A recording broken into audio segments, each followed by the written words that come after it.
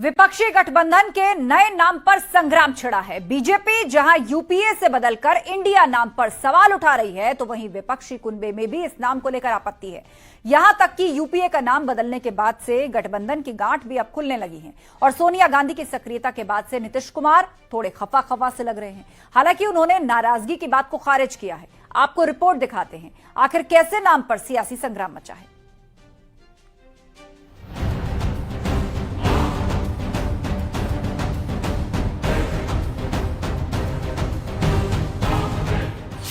सत्ता परिवर्तन की कोशिश में यूपीए का नाम बदल गया। दिल मिले ना मिले 26 दल एक साथ मिल गए और जब नाम के साथ जिम्मेदारी तय हुई तो नाराजगी का नाटक कर्नाटक से यूपी बिहार तक पहुंच गया। सत्ता की मजबूरी का हो, जब गठबंधन भ्रष्टाचार की नीयत से हो, जब गठबंधन परिवारवाद की नीति पर आधारित हो, जब गठबंधन जातिवाद और क्षेत्रवाद को ध्यान में रखकर किया गया हो, तो वो गठबंधन देश का बहुत नुकसान करता है। 2 दिनों के मंथन में भले ही 26 दलों की विचारधारा मैच की हो या फिर ना, 26 दलों के प्रस्ताव मैच किए या ना किए हो, लेकिन जब बात नाम बदलने पर आई तो पार्टी के अंदर ही विरोधाभास शुरू हो गया और फिर खबर आई कि नीतीश कुमार नाराज चल रहे हैं। तो क्या यूपीए के इंडिया में नेम गेम खुद पर ही भारी पड़ने लगा है? सवाल तो ये भी है, इंडिया के आगाज से कौन नाराज? नीतीश का काम, सोनिया गांधी का नाम, कांग्रेस और जेडीयू में कुछ भी ठीक नहीं। बिहारी बाबू रूठे, 24 में गठबंधन टूटे। नाम बदलने से क्या होता? कोई अपना नाम राय बहादुर कर ले तो राय बहादुर नहीं ना हो जाएगा। उसके पीछे लोग कौन है? चेहरे तो वही हैं। तो अगर आपने मुखौटा बदल दिया तो क्या मुखौटा बदलने से लोग बदल जाएंगे? उस मुखौटे के पीछे तो लालू यादव, उस मुखौटे के पीछे कौन है? ममता बनर्जी, उस मुखौटे के पीछे कौन है? अरविंद केजरीवाल, जिनके 2 मंत्री जेल के अंदर बंद हैं।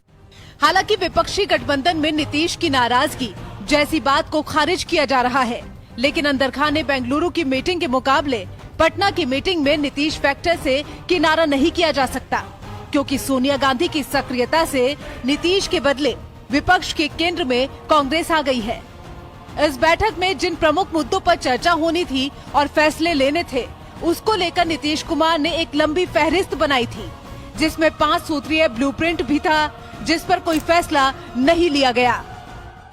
कोई पापी अपने पाप को छुपाने के लिए कोई खूबसूरत सा चद्दर ओढ़ ले तो उसका पाप तो नहीं छुपता। अब इंडिया तो we are proud of India, India we are proud of Indianship, we are proud of India culture. अब इन लोगों ने वही काम करना शुरू किया है जो लव जिहाद में कुछ लोग करते हैं कि नाम है अकरम, कम काल्पनिक बोल रहा हूँ, नाम रख लिया राम। सारे भ्रष्टाचारी लोग जब 2014 के पहले इन्हें सत्ता मिला तो यही इंडिया और भारत को पूरे देश दुनिया में भ्रष्टाचार के नाम पे बदनाम किया।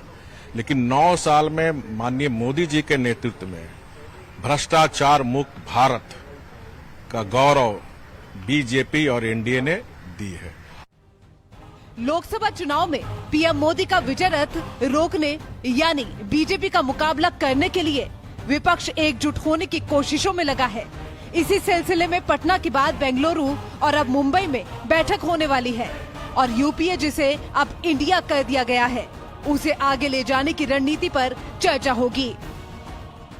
उनके ही पूर्वजों ने कहा था India is Indira, Indira is India, और ये एक प्राइवेट लिमिटेड कंपनी की तरह काम करने वाले लोग हैं और भ्रष्टाचार के आकंठ दलदल में डूबे हुए लोगों का समूह है। देश की जनता इन्हें कभी माफ नहीं करेगी। इनके पूर्वजों ने जो देश के साथ दुर्व्यवहार किया है, देश को जो छला है, इनको जनता कभी माफ नहीं करेगी। कहा जा रहा है ये स्पेकुलेशन है, लेकिन इतनी बात तो कयास लगाई ही जा सकती है कि शायद उनके दिमाग में बात बनी होगी कि बेंगलुरु के बैठक में कन्वेनरशिप का डिक्लेरेशन होगा, लेकिन वहां कन्वेनरशिप का डिक्लेरेशन नहीं हुआ हो सकता है ये बात उनको हर्ट किया होगा। खैर, मोदी से मुकाबले के लिए यूपीए का नाम इंडिया रख लिया गया हो, लेकिन नाम रखने से गठबंधन की गांठ नहीं कसने वाली, क्योंकि सोनिया गांधी की सक्रियता के बाद अब 26 दलों का दिल है कि कुछ कहने कुछ करने से मानता ही नहीं। Bureau report, news 18।